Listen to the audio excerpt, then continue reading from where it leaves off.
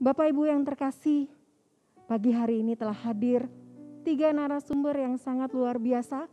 Mereka adalah pribadi-pribadi yang sangat memberikan inspirasi buat kita semua pagi hari ini. Mereka berjalan mengikuti panggilan Tuhan dalam hidup mereka. Bagaimana kisah perjalanan hidup mereka ketika mereka meresponi panggilan Tuhan dalam hidup mereka? Kita saksikan video yang satu ini. Saya pun berharap badai ini cepat berlalu supaya saya bisa pulang. Ayah kapan pulang? Ayah kapan pulang? Saya tidak bisa. Ayah cuma bisa sabar nak, ayah sedang bertugas. Saat semua menghilang, kau tetap setia menjaga. Kau berkorban tanpa suara demi senyum yang lain. Saat semua tertidur, kau terjaga sepanjang waktu. Lupakan lelah ragamu demi raga yang lain. Dunia telah tersenyum melihat kau bertaruh nyawa. Tak pedulikan yang kau punya demi raga yang lain. Engkau pahlawan dunia, Tuhan yang kan membalas semua jerih lelah yang tak ternilai demi raga yang lain. Minta tolong biar pandemi ini cepat berlalu, cepat berakhir. Bantu kami untuk di sini semuanya. Walau hampir tiada sudut untukmu menghela nafasmu, teriring doa untukmu, suara ini untukmu. Dunia telah tersenyum melihat kau bertaruh nyawa. Tak pedulikan yang kau punya demi raga yang lain.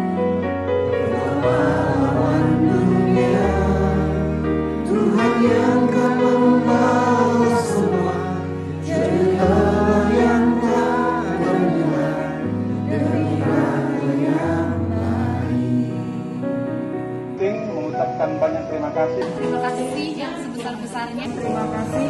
Terima kasih. Terima kasih atas perhatian dan dukungan dari Abalov Ministries dan Yabil atas dukungannya kepada kami dalam penanggulangan COVID-19.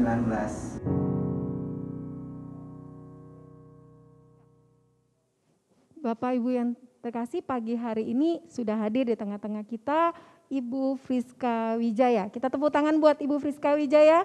Terima kasih Bapak Ibu semuanya. Ya, beliau adalah sebagai ketua dari Yayasan Bangun Insan Lestari atau biasa kita sebut sebagai Yabil Indonesia. Dan beliau juga sebagai salah satu ibu penatua dari Abalov Barat. Oke, Bu Friska, selamat pagi. Saya panggil Kak Friska aja ya supaya lebih dekat loh Kak. Boleh ya?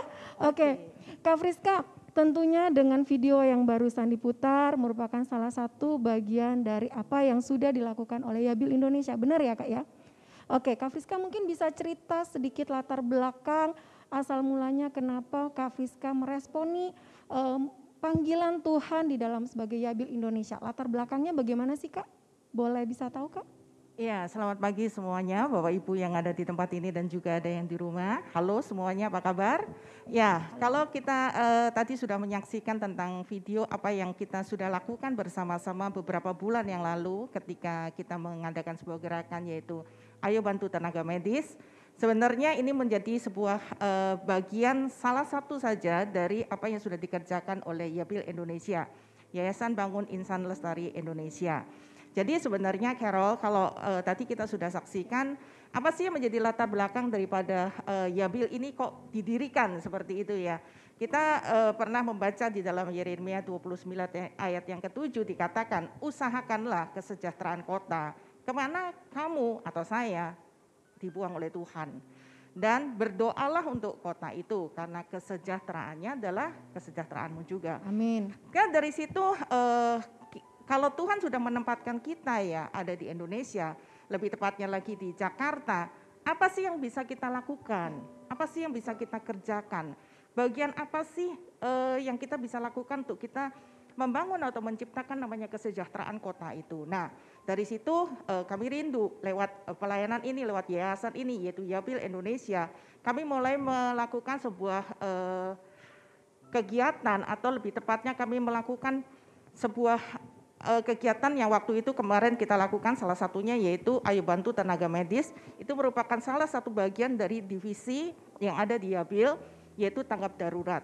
Jadi kalau kita kemarin ingat ya, waktu kita sekitar bulan Maret ya, kita mendapatkan pertama kali waktu pemerintah mengumumkan ada case COVID pertama kali di Jakarta. Semua kita mungkin memberikan sebuah respon antara takut, panik dan sebagainya. Tapi pada saat itu saya bertanya kepada Tuhan, apa sih yang bisa saya lakukan? Apa sih yang bisa kita lakukan? Yang bisa saya lakukan karena saya memang mempunyai latar belakang saya sebagai seorang medis, saya mulai mengkontak untuk teman-teman saya yang ada di rumah sakit, teman-teman saya sebagai dokter ataupun perawat. Lewat apa? Saya mengirimkan WA chat, saya menanyakan kabar mereka, kemudian saya mengencourage mereka, memberikan semangat kepada mereka untuk ayo maju bersama-sama, nggak usah takut seperti itu. Dan ketika saya ngobrol dengan mereka, akhirnya justru saya mendapatkan sebuah pesan apa yang bisa kita lakukan untuk bisa menolong mereka pada saat itu. Wow, luar biasa ya. Berarti ini kegerakan Yabil yang terbaru ya Kak ya? Sebelumnya juga sudah dilakukan kegiatan-kegiatan yang lebih. Boleh tahu Yabil berdiri sejak kapan Kak Friska? Kalau Yabil sendiri sebenarnya secara benar-benar organisasinya mulai berdiri itu tahun ini, mulai berdirinya baru tahun ini. Tetapi ya, semua kegiatan waktu disatukan itu sebenarnya sudah ada yang kita lakukan sejak tahun 2000, sejak tahun 2008. Berarti sudah ada kegiatannya. Oke, Kak Friska boleh ditahan sebentar untuk kegiatannya. Oke, Bapak Ibu, jangan kemana-mana karena kita akan melihat yang satu ini.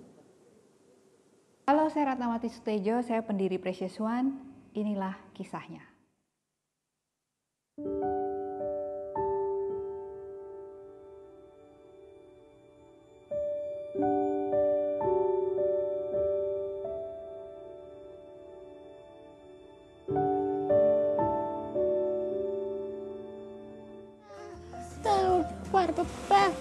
Aku marah karata atau karata tidak mau karena memasa berapa normal karata bisa masa karat agak merasa ini karena dapat karena dah baru berbuat karata ada Inilah awal mula Precious One dimulai. Saya melatih dia membuat 2 produk sederhana seperti kartu ucapan dan jepit rambut. Lalu saya coba tawarkan ke teman-teman kantor, dan ternyata mereka menyukai hasil karya tersebut. Uang hasil penjualan saya berikan ke dia, dan dia merasa senang, karena ternyata apa yang dia buat dihargai oleh orang lain.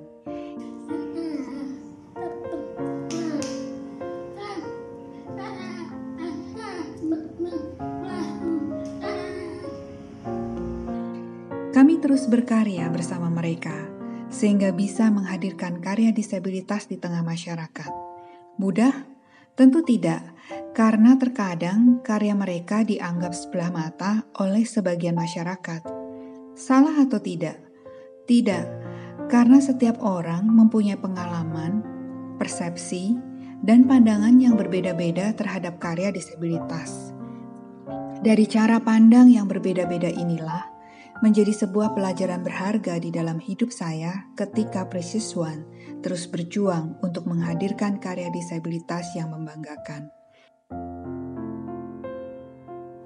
Kami Iwan Cita Private Collection sangat bangga bisa bekerja sama dengan Precious One kurang lebih selama 5 tahun.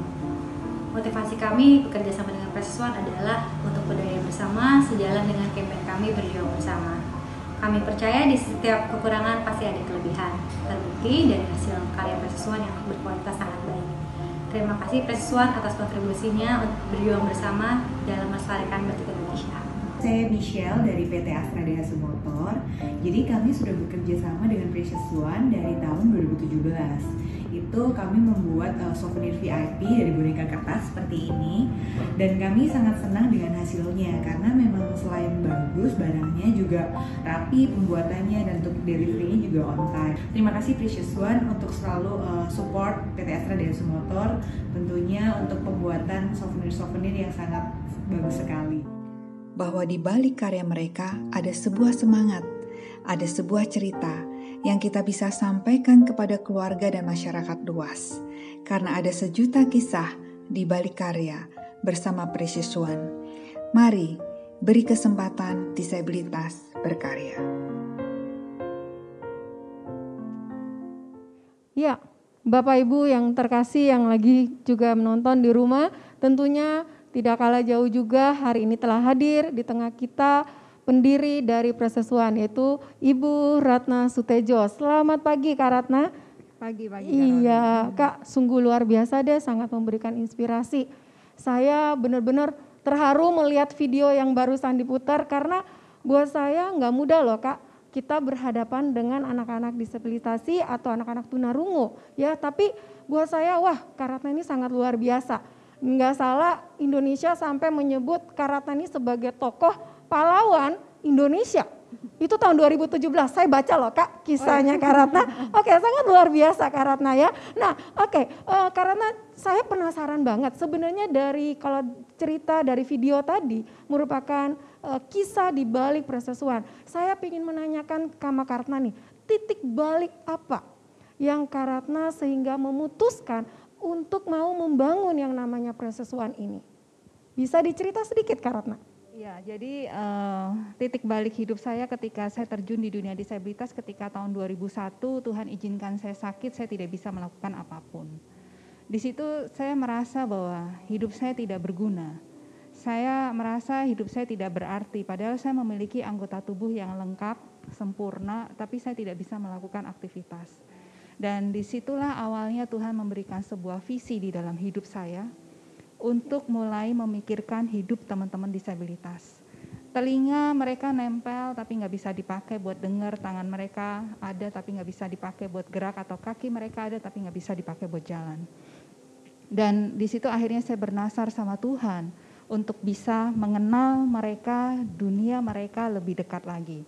Dari saya tidak ngerti sama sekali, saya nol sekali dengan pemahaman dunia disabilitas, dan di situ saya mulai berjalan, melangkah dengan iman dan bertindak bahwa saya harus melakukan sesuatu buat mereka. Jadi saya pertama kali belajar bahasa isyarat.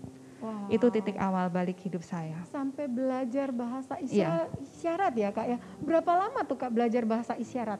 Saya belajar kurang lebih 1,5 tahun dan di situ saya bertemu dengan almarhum Ibu Baron, sekarang udah meninggal, dan saya murid terakhir beliau. Wow, jadi benar-benar Tuhan atur begitu rupa ya ketika Kak Ratna sendiri meresponi apa yang sudah Tuhan taruh di hati Kak Ratna. Tentunya banyak perjalanan tantangan yang lainnya ya Kak. Ya. Oke, kita tunggu dulu Kak yang satu ini.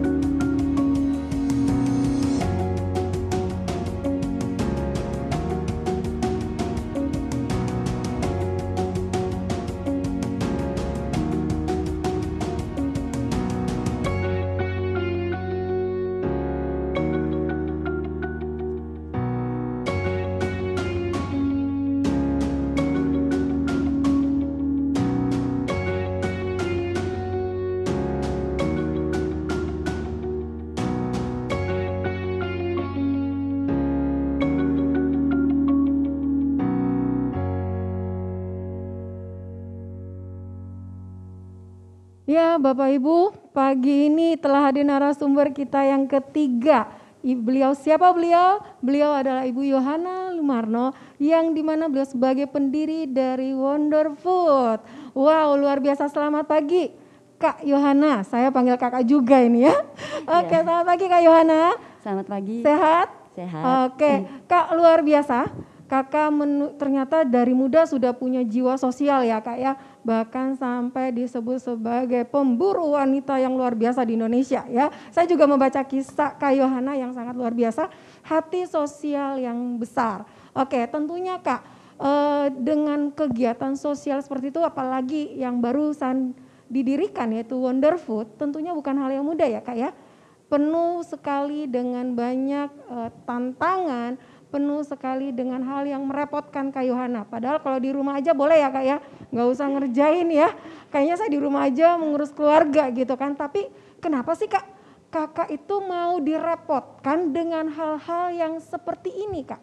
Apa yang membuat gelitik dalam hati Kak Yohana? Sebenarnya itu sudah dimulai dari tahun kira-kira 2010. Ya. Di mana saya bersama suami saya dan beberapa teman, kami lihat bahwa di jalanan, di kolong jembatan itu banyak banget orang yang membutuhkan. Terus sejak itu kita berpikir gimana sih caranya supaya kita bisa menjangkau mereka. Lalu akhirnya yang paling umum itu adalah makanan. Karena Yesus, kita belajar dari Alkitab bahwa Yesus itu pada saat Yesus itu pelayanan, dia selalu memberi makan. Gitu. Dan hatinya itu selalu digerakkan oleh belas kasihan seperti yang tadi, seperti tema kita pagi hari ini. Nah, pada saat kami berbagi, terus dari 2010, terus kita terus berbagi dari awal-awal saya yang tadinya belum pernah turun dan saya belajar untuk turun ke jalanan, untuk berbagi ke bawah kolong jembatan. Tapi di titik itu saya melihat pada saat satu makanan itu dibagikan, ada sebuah sukacita, ada sebuah hati yang menggerakkan saya untuk terus mengerjakan itu. Dan akhirnya pada tahun 2019 kita bentuk Wonder Food ini gitu. Wow, Kak, dengan Wonder Food ini ya Kak, kalau saya lihat sendiri ya, tadi kan Kakak bilang bahwa dimulai dengan makanan.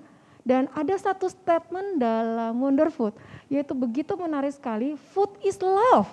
Mungkin Kak Yohana bisa cerita sedikit kenapa sampai ada statement seperti itu, food is love gitu. Saya penasaran nih Kak. Seperti yang tadi dijelaskan bahwa makanan itu adalah sesuatu yang umum. Pada saat kita memberikan makanan itu, kita bisa menyatakan yang namanya kasih Tuhan ke dalam hidup orang yang akan kita beri makanan tersebut. Nah, pada saat kami, ini adalah tagline kita bahwa food is love.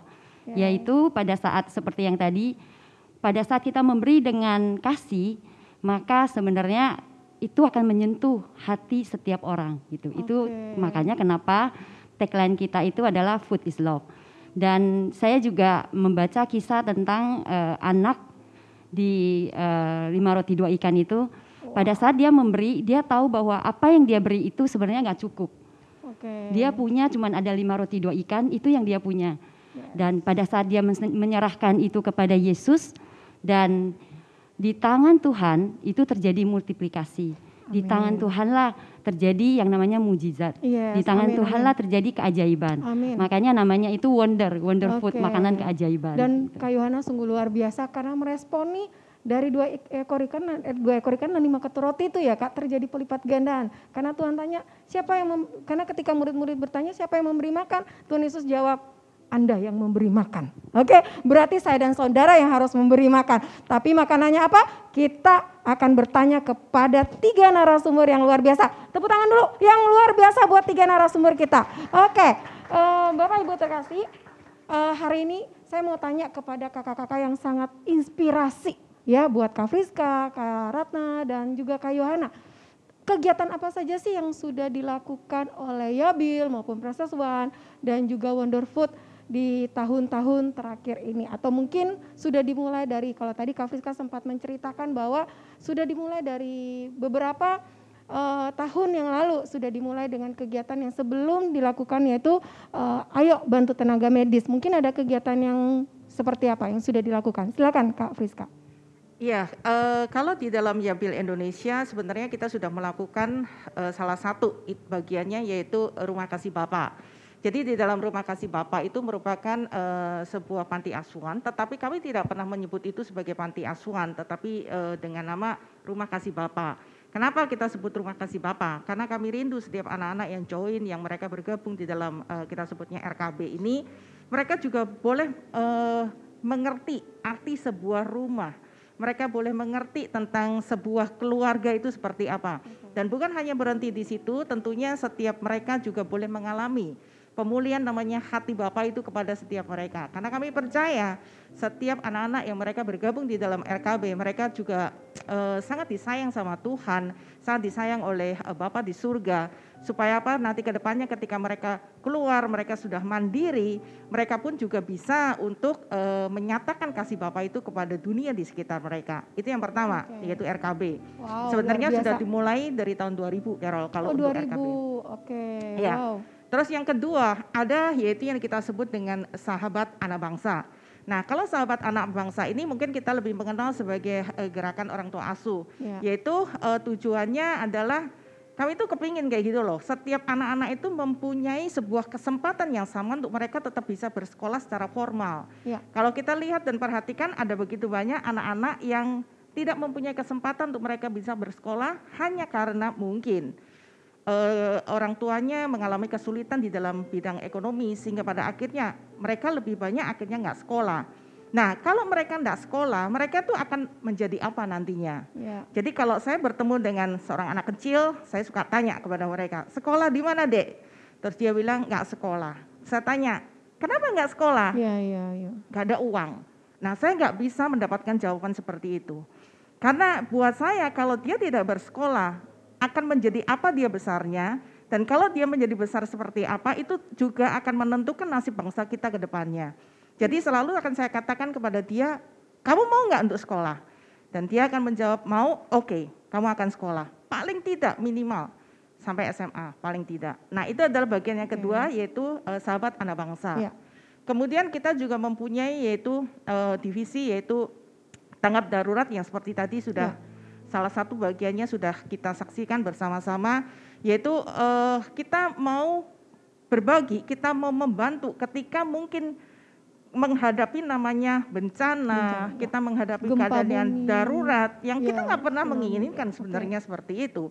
Tetapi begitu itu ada kejadian, kami terpanggil untuk segera untuk melakukannya. Pada saat waktu itu ada gempa di Lombok, mungkin kita juga pernah mendengar tentang gempa di Palu, kemudian juga tsunami ya, Pak? iya yang tanah bergerak di Palu, Iya. kemudian juga ada juga untuk tahun kemarin, akhir tahun kemarin ketika sebelum pelantikan presiden kita menyaksikan begitu banyak demo yang ada di Jakarta. Nah, mungkin tidak sebagian besar dari kita mungkin tidak tahu ketika kita bergerak juga ternyata untuk membantu aparat, yaitu kami mensuplai untuk air minum, kami mensuplai untuk makanan yang bisa kami berikan juga kepada aparat yang ada. Karena mereka juga merupakan bagian daripada anak bangsa ini. Jadi itu adalah bagian-bagian di dalam tanggap darurat yang ada. Dan yang terakhir, paling terakhir kemarin kita lakukan adalah Ayo Bantu Tenaga Medis yang sebenarnya tidak pernah terpikir untuk kita bisa melakukan. Awalnya mungkin kita hanya berpikir ya bisa memberikan 100 APD saja yang sangat mereka perlukan awal. Bulan Maret itu kalau mencari APD itu rasanya mustahil, sulit sekali, ada tapi harga mahal. Tapi pada akhir ketika kami closing di bulan Mei, itu sudah berhasil dibagikan kepada kurang lebih 2.100 untuk tenaga medis yang ada di 55 rumah sakit maupun puskesmas. Mungkin ini bukan hal yang kecil, tetapi ini adalah bagian yang bisa kami lakukan untuk kami memberkati bangsa ini. Dari kota-kota bukan hanya ada di Jakarta, tapi juga sampai Kalimantan, ada di Serukam, Sanggau, ada di Larantuka juga, ada di mana ya, Banjarmasin, Jawa Barat, Jawa Tengah, Jawa Timur, menyebar, cukup merata menyebar. Dan ketika kami closing Ayo Bantu Tenaga Medis, kami tim yang ada ketika kami melihat satu hal yang kami bisa lakukan, cuma kami menangis dan kami berkata, ini Tuhan yang bisa kami lakukan untuk kami memberkati bangsa ini. Dan nanti ke depannya ada banyak hal lagi yang akan dikerjakan melalui Yabil Indonesia. Misal seperti panti jompo itu yang menjadi sebuah mimpi untuk kami juga akan membangunnya. Klinik rumah sakit juga nanti ke depan juga kami akan membangunnya juga. Jadi sekali lagi Yabil Indonesia akan bergerak benar-benar untuk memberkati bangsa ini dengan apa yang bisa kita lakukan. Wow, luar biasa Kak. Jadi benar-benar perjalanan dari tahun 2000 ya Kak ya. 2000 sampai sekarang terus berkembang, terus bergerak ya kan. Dan walaupun mungkin banyak orang tidak melihat itu, tapi benar-benar bergeraknya tuh cukup besar dan hampir seluruh Indonesia ya Kak ya. Kalimantan, Lombok, dan sampai di seluruh penjuru, sampai masuk ke desa juga ya. Iya, waktu kemarin kita membantu untuk membagikan APD itu termasuk untuk daerah-daerah kabupaten yang daerah-daerah kecil ya. Ya. Oke, yang sebenarnya mereka juga sangat membutuhkan itu, tapi yang dilakukan oleh Yabil sudah sangat luar biasa. Oke, terima kasih Kak Friska. Ya, dengan Kak Ratna gimana Kak Ratna? Apa sih yang sudah dilakukan, kegiatan apa saja yang sudah dilakukan oleh Precious One? Karena lumayan banyak ya setahu saya loh Kak, dan juga sangat berkembang. Oke, silakan Kak Ratna. Ya, jadi Precious One diawali dengan kita bikin komunitas namanya Precious Family, di mana kami membuat ibadah khusus buat orang tua dan anak berkebutuhan khusus. Kenapa kami buat? Karena kami melihat bahwa banyak sekali orang tua yang merasa nggak siap. Tidak ada orang tua yang siap mempunyai anak berkebutuhan khusus. Jadi kami buat wadah ini untuk membuat mereka bisa mengerti rencana Tuhan di dalam hidup mereka. Tujuannya adalah mereka bisa menerima anaknya, tidak malu lagi, dan buat saya itu adalah bagian dari sebuah mujizat. Mujizat bukan cuma buta melihat lumpuh berjalan, tapi mujizat ketika orang tua yang dulunya menolak, akhirnya dia bisa mencintai. Menerima anaknya apa adanya, walaupun sebenarnya sulit untuk diterima ya Kak ya. Dan aduh, luar biasa. Kemudian Tuhan pimpin kami untuk bikin namanya Precious One yang tadi video disaksikan, di mana waktu itu Tuhan minta saya untuk buka lapangan pekerjaan buat orang-orang berkebutuhan khusus.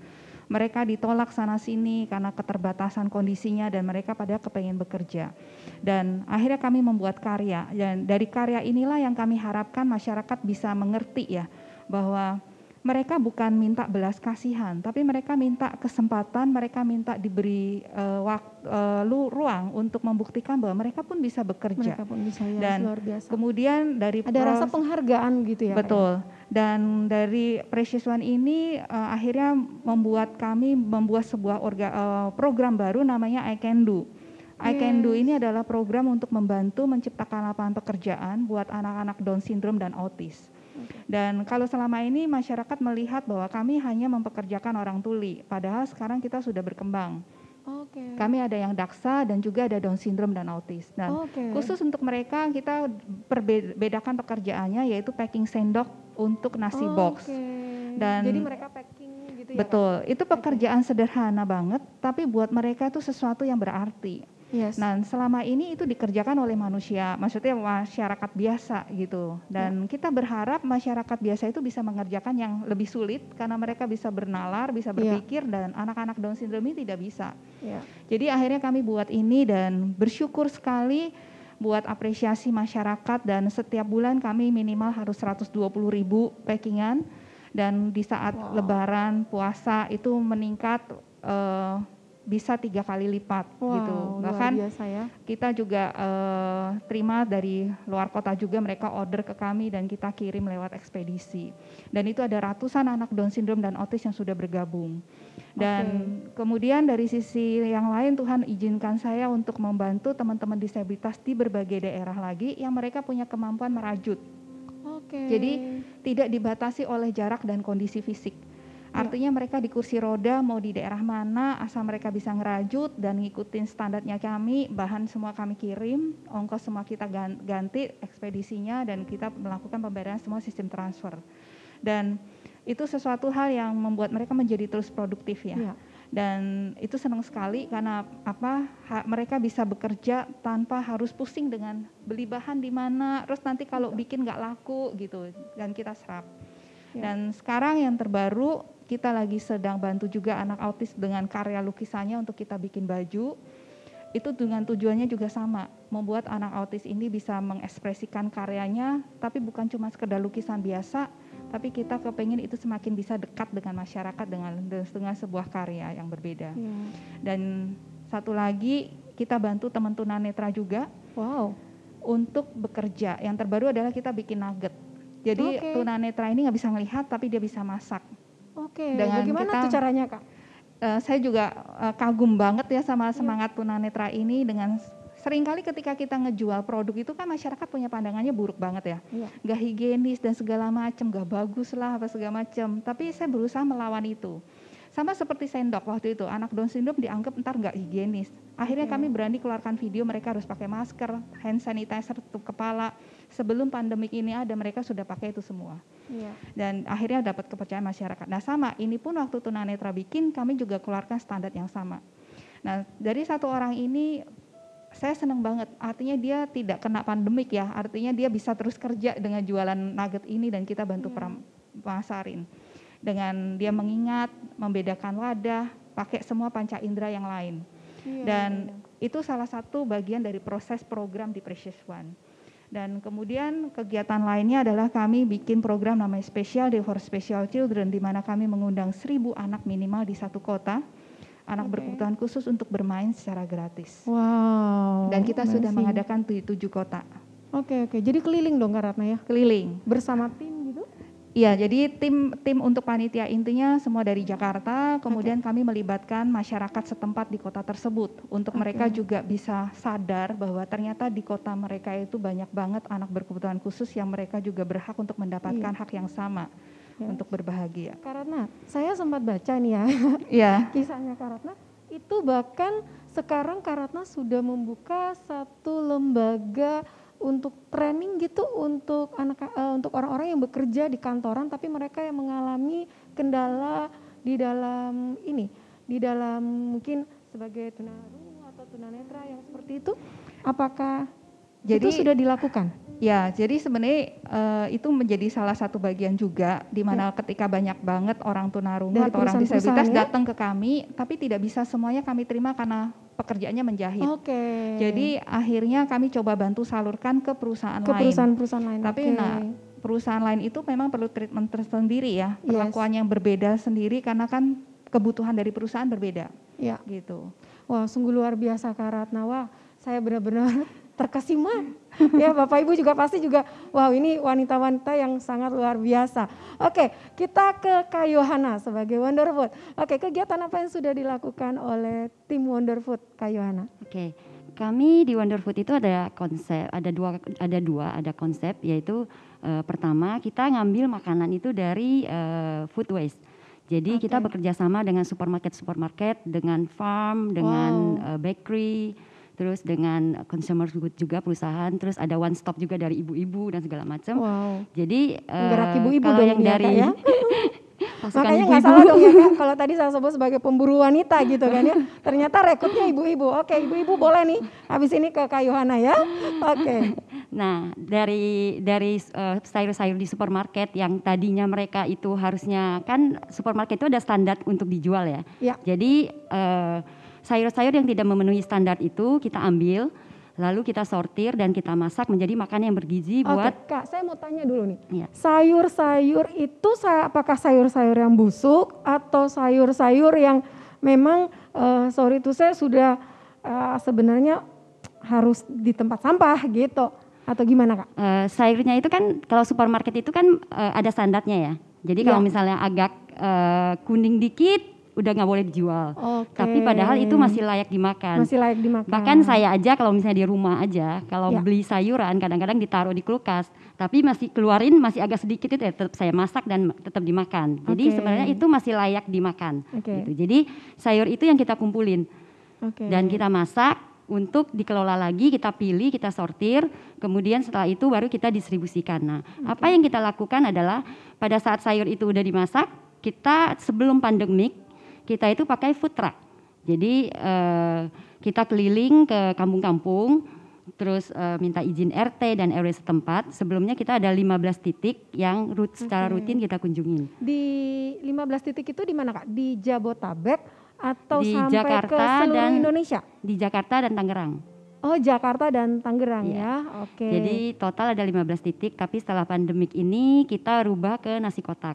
Oke. Gitu. Jadi itu yang kita lakukan, dan kita juga ada yang namanya food drop, di mana kita juga mendrop makanan-makanan kita ke panti asuhan, ke panti jompo, dan ke tempat-tempat yayasan yang memang membutuhkan, ke sekolah-sekolah juga, sekolah-sekolah di bawah kolong jembatan yang membutuhkan anak-anaknya. Kadang-kadang itu mereka itu makan cuman sekali sehari. Dan pada saat mereka ke sekolah itu selalu mereka ngomong bahwa lapar, karena dari pagi itu mereka belum sarapan. Jadi itu membuat mereka itu nggak konsentrasi, tapi sejak ada Wonder Food yang membantu untuk memberikan mereka makanan yang bergizi, jadi anak-anak itu jadi lebih semangat untuk sekolah. Gitu. Nah, selain itu kita juga ada program yang namanya Food is Love for All. Jadi kita membagikan yang namanya sembako selama pandemik ini. Kira-kira kita bagi 6.800-an paket sembako ke masyarakat yang membutuhkan juga. Dan di luar itu kita juga ada namanya program yang namanya Piring Hati. Jadi selain kita masak di dapur kita juga bekerja sama dengan warteg. Jadi warteg-warteg setempat sekitar penduduk-penduduk yang memang miskin itu. Jadi kita bekerja sama dengan warteg tersebut dan menyalurkan makanan yang bergizi buat masyarakat sekitar. Wah, oke. Kak, saya penasaran. Saya sempat baca tuh ya, Kak, sepiring 2.000, benar ya, Kak? Itu boleh dicerita sedikit nggak? Kegiatan sepiring 2.000 itu apa? Bapak Ibu boleh buka loh di YouTube gitu ya, tinggal Google aja Wonder Food, itu ada loh kegiatan sepiring 2.000. Nah, itu boleh dicerita nggak, Kak? Sepiring 2.000-nya itu maksudnya apa? Jadi sebelum pandemi kita menggunakan food truck. Jadi masyarakat itu sudah datang dan mereka itu sudah dikoordinasi ya sebelumnya. Dan mereka itu bawa piring dan mereka bayar 2.000. Jadi nggak dibagi-bagi gratis dong ya, Kak ya? Jadi mereka, kenapa 2.000? Karena supaya pada saat mereka mengambil makanan tersebut mereka juga tidak menyia-nyiakan. Artinya mereka juga ikut berkontribusi juga untuk makanan tersebut dan untuk operasionalnya kita. Jadi setidaknya pada saat itu mereka juga menghargai lah yang namanya makanan yang mereka ambil. Gitu. Iya, oke. Wow, thank you so much. Oke, kakak-kakak luar biasa dan sangat very inspiring. Sebenarnya saya pengen banyak tanya lebih dalam lagi karena waktu kita juga nggak cukup.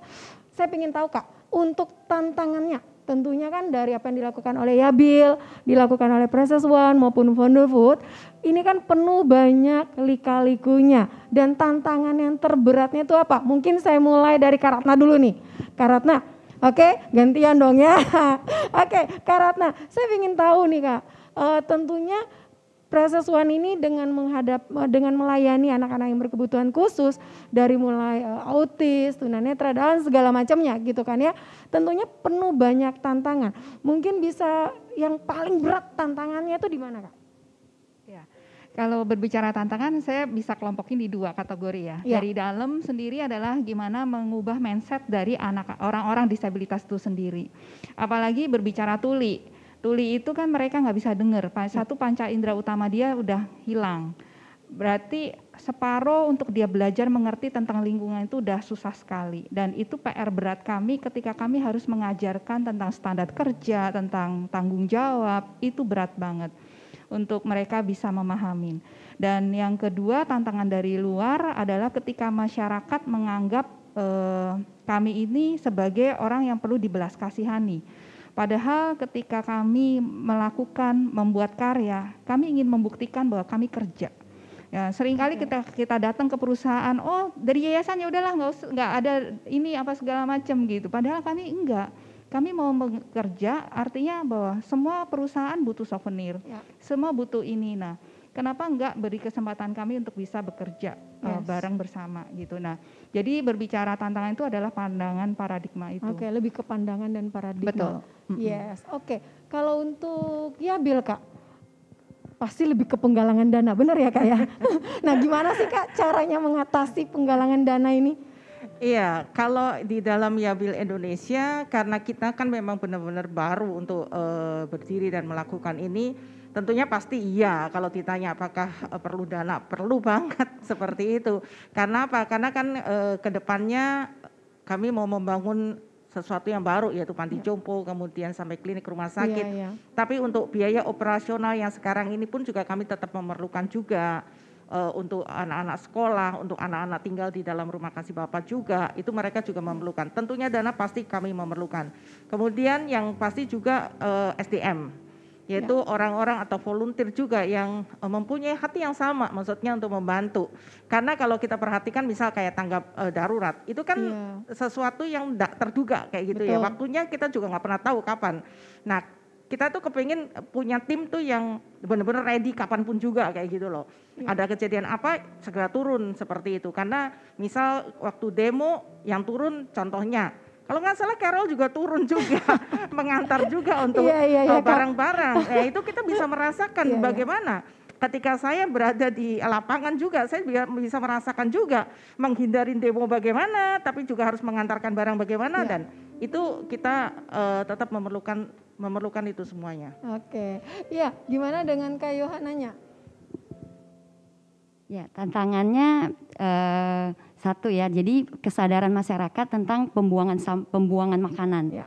Jadi itu yang menjadi tantangan kita, bagaimana supaya setiap masyarakat dan juga pemerintah mungkin ya, bagaimana supaya upaya untuk menanggulangi hal ini. Jadi bagi kita melakukan action yang kecil ini untuk supaya setiap masyarakat juga bisa ikut, mungkin punya sebuah sense untuk tidak membuang makanan yang seharusnya itu bisa dimakan dan itu bisa juga dipakai buat orang-orang yang membutuhkan gitu. Dan dari satu sisi yang sebenarnya bagi saya yang paling menantang itu adalah hati. Artinya pada saat kita memberi makanan atau memberi sesuatu ke masyarakat yang memang membutuhkan itu butuh hati yang memang penuh dengan kasih ya artinya. Dan kalau misalnya kita melakukan itu tanpa kasih, sebenarnya itu semua sia-sia kata Firman kan. Jadi sebenarnya itu tantangan yang sebenarnya yang tidak kelihatan. Sepertinya kalau misalnya kita bisa melakukan sesuatu karena rutinitas, akhirnya kan sia-sia juga. Tapi satu hal yang saya paling menanamkan ke tim kita, yaitu kita harus memberi dengan kasih. Gitu. Wow luar biasa deh. Kak, harapannya untuk kedepannya buat Wonder Food dan Precious One dan juga Yabil, harapan untuk kedepannya kira-kira apa sih itu Kak? Mungkin dari Kak Yohana dulu, harapan Wonder Food. Harapannya bisa menjangkau lebih banyak lagi orang-orang yang memang membutuhkan.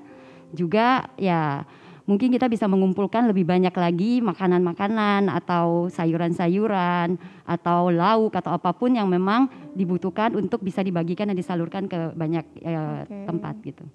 Iya, dari Kak Ratnanya? Ya, harapannya kepinginnya bahwa semakin banyak yang bisa dibantu dari sisi bekerja ya, orang-orang disabilitas dengan konsep-konsep yang berbeda. Artinya mereka tidak harus kerja di kantoran karena kan kondisi sekarang juga nggak mungkin.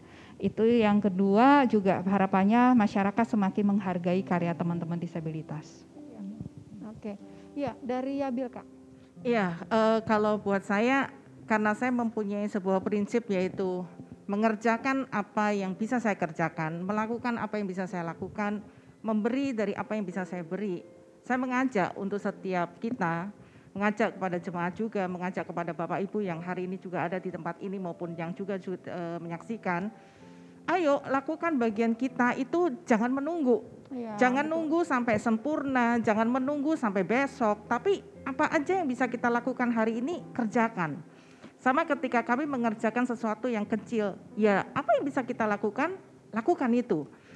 Karena saya percaya bahwa ketika kita melakukan hal-hal yang kecil, kita bergandengan tangan, satu sisi Ratna untuk teman-teman disable, kemudian Yohana juga untuk membagikan kepada masyarakat membutuhkan makanan. Semua kita bergandengan tangan bersama-sama untuk apa? Tujuannya cuma satu kok, yaitu supaya kesejahteraan kota ini terjadi dan kemuliaan itu kita kembalikan kepada Tuhan sendiri. Jadi dimulai dari apa yang kita punya ya Kak ya, dan bagaimana kita meresponi panggilan itu. Nah Bapak Ibu terkasih, tentunya dari apa yang sudah kita dengar lewat Kak Friska, Kak Ratna dan juga Kak Yohana, tentunya dari hati kita, saya sih secara pribadi ya jujur mendengarkan cerita mereka, aduh hati saya mulai tergerak nih. Oke, bagaimana dengan Bapak Ibu? Tentunya kita boleh bertanya nih, yang terakhir nih buat Kak Ratna, Kak Friska dan juga Kak Yohana. Saya atau kami semua yang di tempat ini, pemirsa dari yang ada di rumah, yang lagi menonton di rumah, bisa bertanya-tanya nih Kak, kontribusi apa sih yang kami tuh bisa harus lakukan kepada Yabil maupun kepada Precious One maupun juga kepada Wonderfood? Mungkin dari Kak Friska? Ya, kalau ditanya kontribusi apa, ayo untuk teman-teman jemaat, Bapak Ibu yang siang hari ini menyaksikan, kalau Anda mempunyai hati yang sama dengan kami, yaitu tergerak karena belas kasihan, tergerak untuk memberkati masyarakat yang ada di Indonesia, tergerak untuk memberkati masyarakat yang ada di Jakarta juga, mari bergabung bersama dengan kami.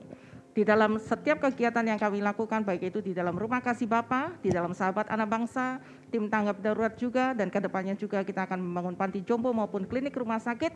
Mari kita bersama bergandengan tangan, karena sekali lagi ini tidak bisa dikerjakan hanya oleh saya maupun bersama tim yang ada saat ini, tapi kita memerlukan lebih banyak lagi orang untuk kita bersama-sama mengerjakannya. Oke, terima kasih Kak Friska. Oke, dengan Kak Ratna. Ya, buat Bapak Ibu, jika mengetahui ada mungkin saudara atau teman yang memiliki anak berkebutuhan khusus, bisa join nanti di Precious Family untuk mereka bisa bertumbuh bersama. Dan saya juga ingin mendorong Bapak Ibu semua untuk bisa mulai dari sekarang menghargai hidup teman-teman disabilitas dan mulai dengan bangga karya mereka. Ya, dengan Kak Yohana. Oke. Mungkin bagi saya kita itu bisa memberi atau melakukan sesuatu dari apa yang kita punya, dari sekitar kita. Jadi apapun yang ada di depan kita, pada saat roh Tuhan itu menggerakkan hati kita, maka bergeraklah sebenarnya itu. Jadi lebih kepada apa yang kita punya, mungkin sisa mainan anak-anak atau dari apapun itu bisa dibagikan kok ke orang-orang yang membutuhkan. Dan satu mainan aja bisa membuat anak itu sangat senang. Pada saat mereka pengen mainan yang mereka gak punya, mereka pengen sekali. Tapi pada saat kita lihat anak kita mungkin punya anak atau apa ya di rumah dan mainannya juga udah gak dimainin, mungkin dikasih ke orang-orang yang membutuhkan, itu aja juga sudah menyentuh. Jadi kita bisa melakukan apapun dari apa yang kita punya. Gitu. Jadi intinya lebih ke bagaimana kita meresponi panggilan hati Tuhan ketika Tuhan berbicara buat kita dan bagaimana kita berbagi dari apa yang kita miliki. Terima kasih banyak buat Kak Friska, Kak Ratna, dan Kak Yohana yang sudah berbagi sharing di pagi hari ini. Sungguh sangat diberkati. Oke, kita sekali lagi segala kemuliaan bagi nama Tuhan. Tepuk tangan buat Kak Friska, Kak Ratna, dan Kak Yohana. Oke, akhir kata saya mau berkata satu. Menerima adalah berkat. Berbagi adalah anugerah. Berbagi bukan berarti mengurangi apa yang kita punya. Berbagi berarti tidak akan pernah rugi. Berbagi adalah investasi hidup. Berbagi itu tidak harus meniru kadar kapasitas orang lain. Tapi berbagi itu melakukan apa yang bisa dilakukan sesuai dengan talenta yang sudah Tuhan berikan pada kita. Berbagi bukan tentang seberapa besar dan seberapa berharganya hal yang kita beri, namun seberapa tulus dan ikhlasnya apa yang kita beri. Berbagilah tanpa batas, berbagilah dengan ikhlas. Matius 25 ayat 32 sampai 48 berkata, dan raja itu akan berkata kepada mereka yang di sebelah kanannya, mari, hai kamu yang diberkati oleh Bapakku, terimalah kerajaan yang telah disediakan bagimu sejak dunia dijadikan. Sebab ketika aku lapar, kamu memberi aku makan. Ketika aku haus, kamu memberi aku minum. Ketika aku orang asing, kamu memberikan aku tumpangan. Ketika aku telanjang, kamu memberi aku pakaian. Ketika aku sakit, kamu melawat aku. Ketika aku dalam penjara, kamu mengunjungi aku. Maka orang-orang benar itu akan menjawab dia, katanya, Tuhan, bila manakah kami melihat engkau lapar dan kami memberi engkau makan, atau haus dan kami beri kamu minum? Bila manakah kami melihat engkau sebagai orang asing dan kami memberi engkau tumpangan, atau telanjang dan kami memberi engkau pakaian? Bila manakah kami melihat engkau sakit atau dalam penjara dan kami mengunjungi engkau? Dan raja itu akan menjawab mereka, aku berkata kepadamu, sesungguhnya segala sesuatu yang kamu lakukan untuk salah seorang dari saudaraku yang paling hina ini, kamu telah melakukannya untuk aku. Marilah kita berbagi. Dimulai dari apa yang kita miliki. Apa yang ada di tanganmu Bapak Ibu? Lihatlah. Semua itu engkau bisa lakukan untuk engkau berbagi.